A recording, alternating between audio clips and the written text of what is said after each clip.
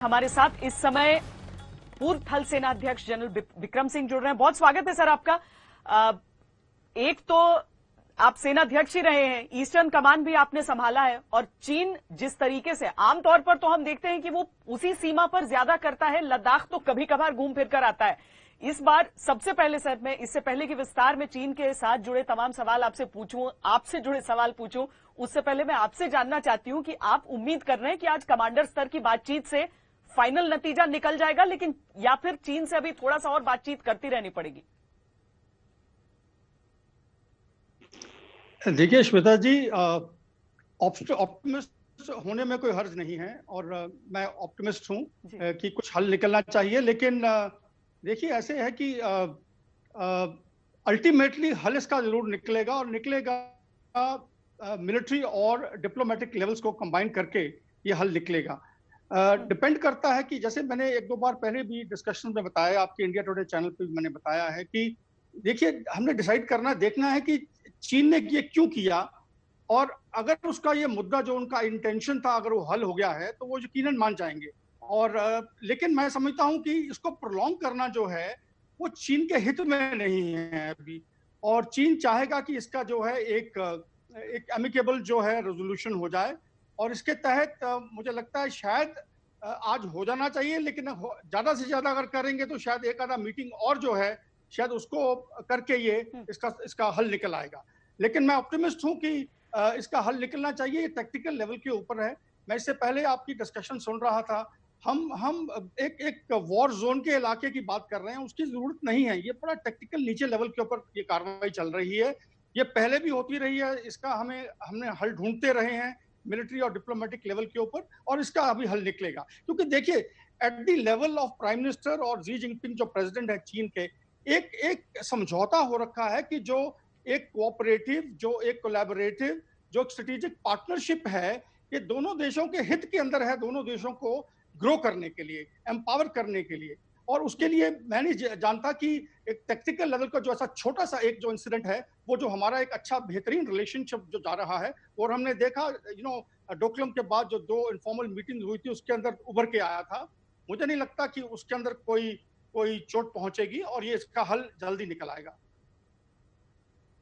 Sir, पर amicable solution हमें ढूंढना है या फिर हमें परमानेंट सोल्यूशन ढूंढना है? और क्या अगर हम हकीकत की बात करें तो परमानेंट सोल्यूशन पॉसिबल है जिस तरह की परसेप्शनल लड़ाई है हमारी इस पूरे एरिया में? देखिए श्वेता जी, ये इसका मुद्दा जो आप बोल रहे हैं ना, परमानेंट सोल्यूशन, ये पॉलिटिकल लेवल पे होता। देखिए 1993 से सेना ने लाइन ऑफ एक्चुअल कंट्रोल के ऊपर पीस एंड ट्रैंक्विलिटी को बरकरार रखा है। इनफैक्ट 1975 के बाद में एक भी गोली नहीं चली है, आपको पता होगा, एलएसी के ऊपर। इसका मतलब कि फौज ने जो अपनी कार्रवाई थी वो कर दी है। तो अभी ये पॉलिटिकल लेवल के ऊपर इसकी जो है आगे इसको बढ़ना है, और पॉलिटिकल लेवल के ऊपर जो प्राइम मिनिस्टर की देखरेख के नीचे जो कार्रवाई करते हैं वो स्पेशल रिप्रेजेंटेटिव का जो ग्रुप है, जो कि लास्ट मीटिंग जो थी दिसंबर में हुई थी पिछले साल, और उसके अंदर जो एनएसए हैं उसको वो लीड करते हैं, उसको चेयर करते हैं भारतीय गवर्नमेंट की तरफ से। और मुझे यकीन है कोई ना कोई इसका हल निकल आएगा। लेकिन मैं ये जानता हूं, और मुझे याद है जब मोदी जी आए थे तो उस वक्त मैंने कॉलम लिखा था एक मैगजीन के लिए, और मैंने उसमें लिखा था कि अगर अभी इस वक्त जबकि दोनों देशों के अंदर मजबूत लीडर्स हैं, जी जिनपिंग चीन के अंदर और यहाँ पे अपने नरेंद्र मोदी जी, अगर इस वक्त अगर हल नहीं निकलेगा तो उसका कभी हल नहीं निकलेगा, और ये प्रोलॉन्ग होता रहेगा। और इसको हल करने के लिए दो लीडरशिप, जो तकड़ी लीडरशिप उनकी जरूरत है, क्योंकि इसके अंदर देखिए थोड़ा कॉम्प्रोमाइज करना पड़ेगा दोनों साइड्स को, और उसके लिए वो एक ताकतवर लीडर ही कर सकते हैं। नहीं तो क्या है, ऑपोजिशन शोर मचाना शुरू कर देगी। तो इसके लिए क्या है, ऑपोजिशन को अपने कॉन्फिडेंस में लेते हुए गवर्नमेंट को इसके लिए आगे बढ़ना चाहिए, और जो भी हम करना चाहते हैं हमें करना चाहिए। अदरवाइज क्या है, ये एक thorn in the flash of both India and China ये लगा रहेगा, और ये एक किस्म का हमारे जो इनिशिएटिव्स हैं उनको नीचे करता रहेगा।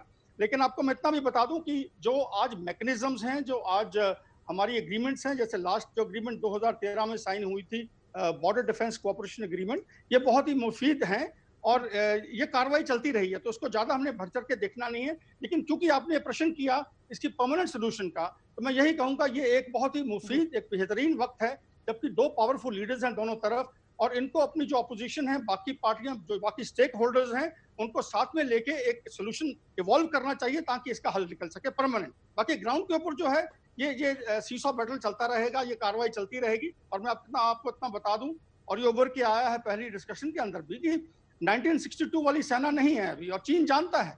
और यही कारण है, आप देखेंगे ये जब दो देश अपनी फौज की काबिलियत को समझने लग पड़ते हैं तो एक म्यूचुअल डिटरेंस पैदा होता है।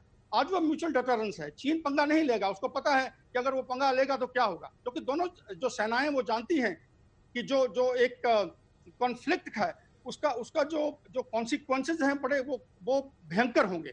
तो इस करके एक म्यूचुअल डिटरेंस पैदा हो जाता है, और आप देखेंगे कार्रवाई ऊपर नहीं जाएगी, इसका हल निकलेगा। सिर्फ इसकी जो टाइम है, कितना टाइम लेगा ये इंसिडेंट, वो निर्भर करता है चीन किस मुद्दे से अंदर आया था, और जब तक उसका मुद्दा हल नहीं होता वो ये कार्रवाई करता रहेगा। सर, 62 की आपने जिक्र किया और मुझे वो कहानी याद आ गई कि जनरल बिक्रम सिंह क्यों सेना में आए थे, आने का फैसला क्यों किया था। तो आपने हमेशा ये जिक्र किया है कि 62 और 65 के युद्ध को देखते हुए आपको लगा कि नहीं, डॉक्टर नहीं बनना है, मुझे सेना में जाना है। तो यानी कि आप जब सेना में आए तो आपको उस 62 का दर्द भी रहा होगा, 65 का गर्व भी रहा होगा, और 62 में भी गर्व की बहुत सारी कहानियां थी। अगर जैसे चुशूल की बात हो रही है तो रिजांगला की बात वहां पर छिड़ जाती है। तो आपने सेना में रहते हुए और थल सेना को लीड करते हुए कौन सी चीजें वो फोकस थी आपकी, जो आपको लग रहा है कि सेना आज हमारी उस रास्ते पर ही गई है और चीन के सामने कम से कम हम आंख से आंख मिलाने की स्थिति में हैं? देखिए, मैं नहीं कहूंगा कि सिर्फ मैंने अपने टाइम में ये किया। ये जो पहले के चीफ हैं, मेरे से पहले बहुत बेहतरीन चीफ थे, वो भी, उनका भी नजरिया रहा है। एक बेसिक फंडामेंटल जो डिफरेंस जिसके ऊपर मैंने फोकस किया वो है कि वेस्टर्न बॉर्डर से लेके हमारा जो फोकस है वो चीन की तरफ होना चाहिए। और आप देखेंगे कि जब मैं चीफ था, जो हमारी जो आर्मर की इंडक्शन है ईस्टर्न लद्दाख के अंदर, इंजीनियर्स का जाना, नॉर्थ सिक्किम में आर्मर का इंडक्ट करना, ये कार्रवाइयां मैंने करवाई थी। लेकिन ये इसके लिए पूरा क्रेडिट मैं नहीं लेना चाहूंगा। ये ऐसी इनिशिएटिव्स हैं जो किसी भी एक चीफ के दौर में कंप्लीट नहीं होती हैं, ये चलती आती हैं।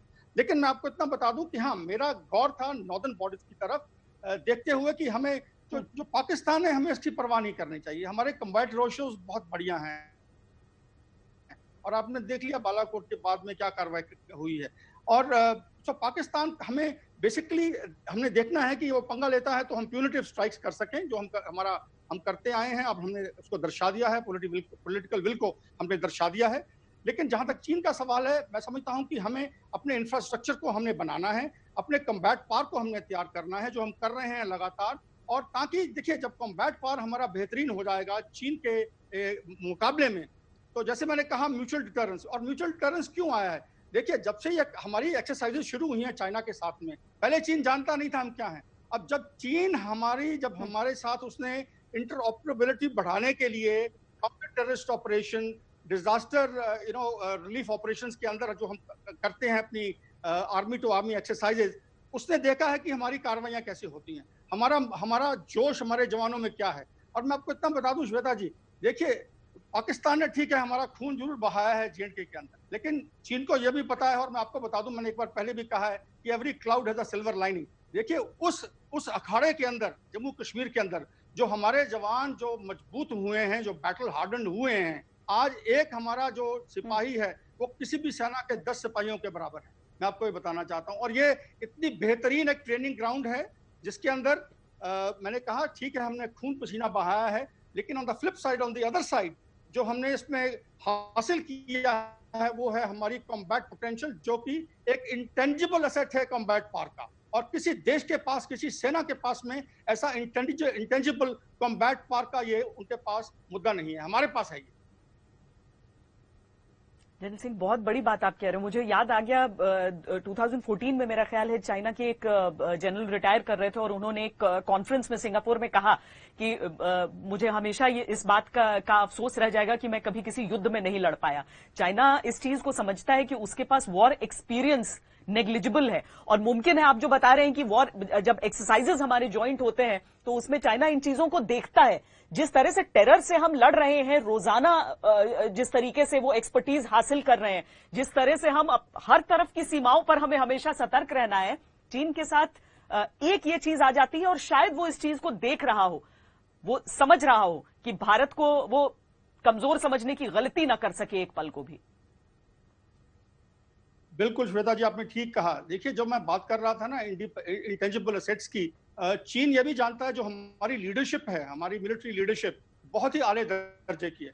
चाहे वो आप ले रहे हैं प्लेटून कमांडर से लेके ऊपर सेक्शन कमांडर से लेके आर्मी कमांडर तक, जो इस टाइम हमारे नॉर्दर्न कमांड में है या ईस्टर्न कमांड में है या सेंट्रल कमांड में है, जो कि चीन के साथ में डील कर रहे हैं, वो जानता है हमारे जो लीडरशिप है ये ट्रेन होके ऊपर आती है। अभी चीन में प्रॉब्लम क्या है? चीन में कॉन्स्क्रिप्शन का एक दौर है, जिसके अंदर 3 साल के लिए एक आदमी आता है, चाहे वो डॉक्टर है चाहे वो इंजीनियर है, और उस बंदे को भेज दिया जाता है बॉर्डर के ऊपर। और मैं आपको बता दूं, मुझे याद है जब डेप्सांग हुआ था तो हमने इसको एनालाइज किया था, और ये उभर के आया था कि जो उनकी लीडरशिप है, उनके जो लीडर्स लोअर लेवल के ऊपर हैं, वो जानते नहीं हैं कि लड़ाई क्या है, वॉर फाइटिंग क्या है, ग्राउंड रूल्स क्या हैं, स्टैंडर्ड ऑपरेटिंग प्रोसीजर्स क्या हैं, जो उभर के आए हैं, जो हमारे 4 जो हमने साइन किए हैं पीस एग्रीमेंट उसके तहत, वो नहीं जानते हैं। और इसके साथ साथ अगर मुझे ये मौका मिले कहने का, तो मैं कहूंगा हम शायद सोच विचार कर रहे हैं 3 साल का, ये भारत को नहीं करना चाहिए, बहुत ही हमारे लिए ये ठीक नहीं होगा। लेकिन ऑफ कोर्स अगर गवर्नमेंट डिसीजन लेती वो ठीक है, क्योंकि लीडरशिप जो है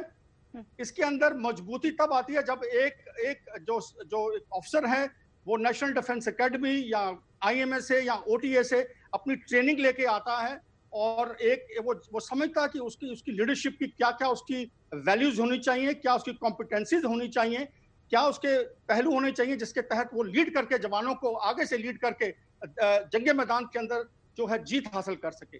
लेकिन अगर हम ये 3 साल का चक्कर कर देंगे और हमारे डॉक्टर जो हैं, इंजीनियर हैं और बाकी बंदे 3 साल करके और बॉर्डर पे चले जाएंगे, तो हमारा भी शायद चीन जैसा हाल होगा।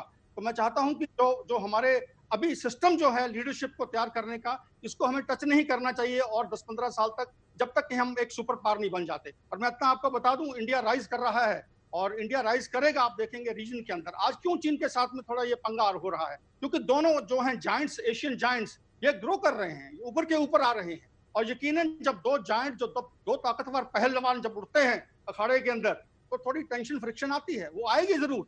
लेकिन इसके लिए हमने देखना है कि जो हमारी लीडरशिप है वो आले दर्जे की रहनी चाहिए। और हमारे जवान, तो मैंने आपको बता दिया, हमारे लीडर्स जो हैं वो ट्रेंड हैं फुली। अभी कोई ऐसा अफसर नहीं है, कोई जवान नहीं है जिसने प्रॉक्सी वॉर के अंदर कार्रवाई नहीं की है। और ऐसा आपको लीडर कहीं नहीं मिलेगा फौज का, किसी सेना के अंदर नहीं मिलेगा। और श्वेता जी, ये आपको बताना चाहता हूं, मैंने 3 यूएन मिशंस की हैं। यूनाइटेड नेशंस के अंदर हर जो SRSG होता है, senior representative of the secretary general, वो हमेशा मांग करता है भारतीय सेना की। मैं ये जानता हूं क्यों मांग करता है। उसे पता है ये कॉम्बैट वर्दी आर्मी है, ये एक रगडाइज्ड आर्मी है, जिसने कि प्रॉक्सी वॉर के अंदर अपनी जो है एक निडरता, अपनी काबिलियत को हासिल किया है।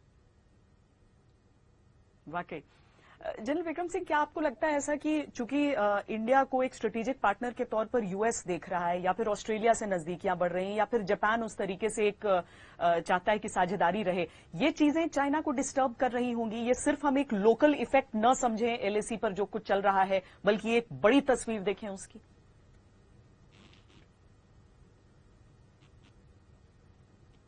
श्वेता जी, आप बिल्कुल ठीक कह रहे हैं। मैंने इनफैक्ट कल मेरा एक कॉलम आया था CNN वर्ल्ड के अंदर, जो पब्लिश हुआ था, तो मैं उसके थोड़े 1-2 चीजें आपको जो बताना चाहता हूं। चीन क्यों कर रहा है? चीन, एक तो उसका जो डोमेस्टिक अभी प्रॉब्लम्स हैं, उसके जो हालात हैं वो ठीक नहीं है। देखिए, जी जिनपिंग का जो उसका जो एक इमेज थी, उसको काफी चोट पहुंची है ये पैंडेमिक को हैंडल करने के चक्कर के अंदर, पहली बात। दूसरी बात, उनकी जो इकोनॉमी है वो श्रिंक कर रही है, इकोनॉमी का बहुत बुरा हाल है। तीसरी बात यह है कि उन्होंने जो इमीडिएट नेबरहुड है और बाकी भी जो कंट्रीज हैं, उनके अंदर एक किस्म का एंटी चाइनीज सेंटिमेंट पैदा कर दिया है। एक असर्टिवनेस, एक अग्रेसिव पोस्चरिंग के तहत चीन ने अपने खिलाफ एक एंटी चाइना सेंटिमेंट एक उभर के आ गया है। अब देखिए, नेपाल के अंदर भी था। अगर आप देखते हैं नेपाल की जो लीडरशिप जो इलेक्शन जीत के आई है, तो अगर आप देखते हैं 1-2 साल पीछे जाते हैं, आप देखेंगे एंटी चीन वहां सेंटिमेंट था। ऐसे श्रीलंका में रहा है, म्यांमार में रहा है, बांग्लादेश में रहा है। तो हर जो देश जो हैं, जो देश चीन ने कल्टीवेट किए थे भारत को कंटेन करने के लिए, उनमें आज एक एंटी चाइना सेंटिमेंट उभर के आ रहा है, जो हमें एक्सप्लॉइट करना है, पहली बात। दूसरी बात यह है कि देखिए, जो BRI जो इनिशिएटिव है जी जिनपिंग का, ये उसका एक अपना बड़ा एक पर्सनल एक इनिशिएटिव है, वो स्टॉल हो गया। तकरीबन 140 मुल्क हैं जो कि चीनियों को उनके देश में जाने के लिए इजाजत नहीं दे रहे हैं। उसके कारण BRI इनिशिएटिव भी स्टॉल हो गया है, इकोनॉमी खराब हो गई है। हांगकांग आप देख रहे हैं, ताइवान का आप देख रहे हैं, ताइवान उनकी आंखों में कैसे बात कर रहा है आज। तो आज जो एक जी जिनपिंग का जो एक उसका मैं कहूंगा उसका हुलिया है वो ठीक नहीं है।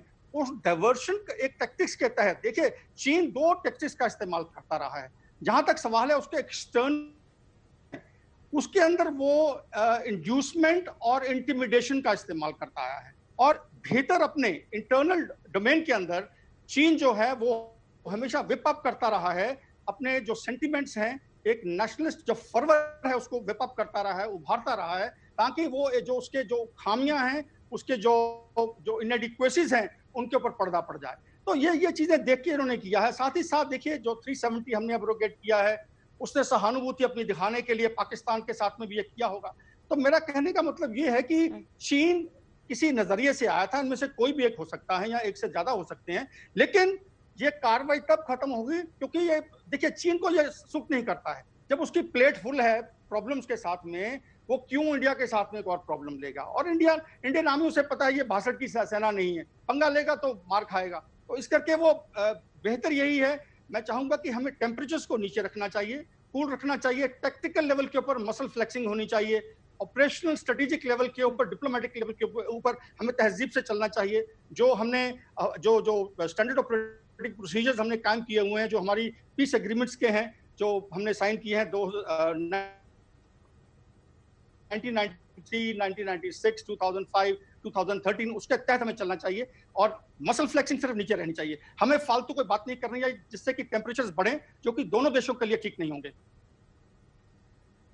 जी वाकई, और बड़ा मुश्किल होता होगा सेना के लिए जो ट्रेन टू किल होती है, उसे बिना गोली चलाए अपनी जगह पर कायम रहना है।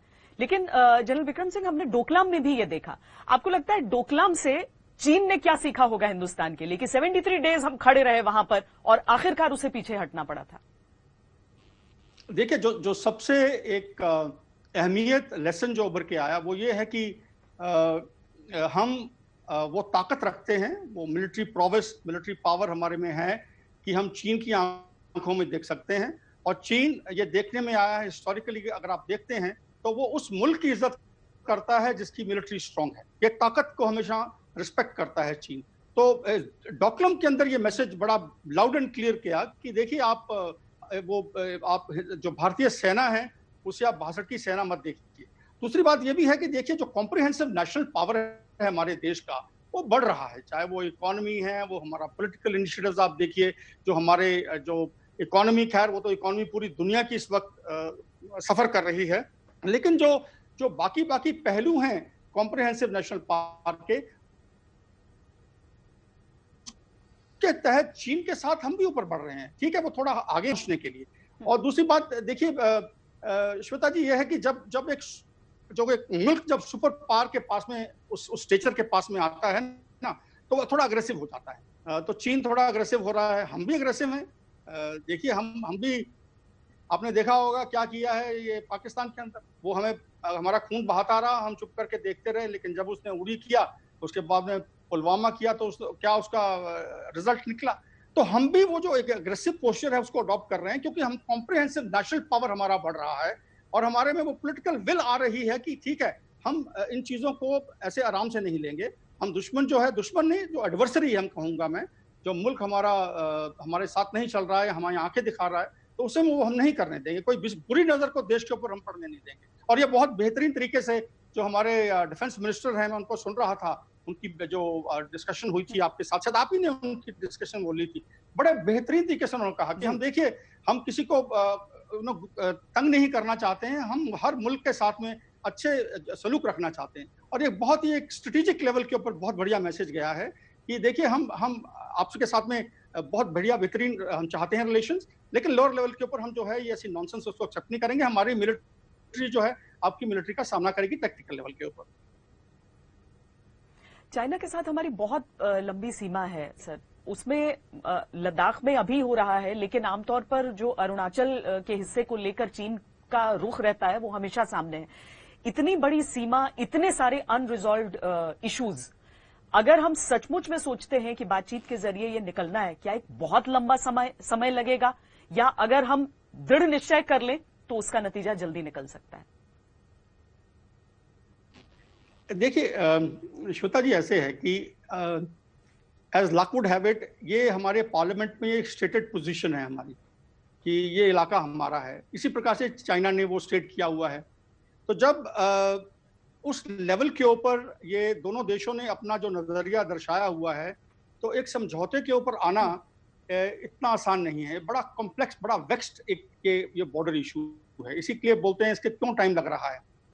लेकिन मैं कहूंगा कि जो एक स्ट्रांग लीडरशिप है इसे हल कर सकती है। और वो जब भी आए देश के अंदर, मैं तो कहूंगा, मैंने बोला ना, मैं 2014-15 में एक कॉलम मैंने लिखा था कि ये एक वक्त है इसे करने का। तो क्यों, देखिए दूसरी बात ये है कि जो ये हमारी तरफ से जो ये इलाका है, जो आप देखते हैं, ये बड़ा एक अंडर डेवलप्ड इलाका है। तो जैसे जैसे ये बढ़ता डेवलप होता रहेगा, जो एस्पिरेशंस है लोकल्स की वो बढ़ती रहेंगी, और आप देखेंगे इसका हल कोई नहीं निकलेगा। लेकिन मैं ये कहता हूं कि एक स्ट्रांग लीडरशिप दोनों तरफ से साथ में आएगी तो पॉलिटिकल लेवल के ऊपर इसका हल हो सकता है। किसी और नीचे लेवल के ऊपर, आर्मी के लेवल के ऊपर इसका हल नहीं निकलेगा। इसका हल निकलेगा तो वो डिप्लोमेटिक लेवल पे निकलेगा। और डिप्लोमेटिक लेवल पे जबकि पूरा देश का एक मैं कहूंगा नेशनल विल जो है वो एक मैं कहूंगा एक अपसर्ज क्रिएट करना पड़ेगा पॉलिटिकल लीडरशिप को इसको सॉल्व करने के लिए। तो जब तक ये नेशनल एजेंडा नहीं बनेगा और नेशनल एक जुनून पैदा नहीं होता कि इसे हमने हल करना ही है, क्यों ये सरदर्दी है, तो इसका हल नहीं निकलेगा। लेकिन निकल सकता है स्ट्रांग लीडरशिप के तहत। बहुत बहुत धन्यवाद हमारे साथ जुड़ने के लिए।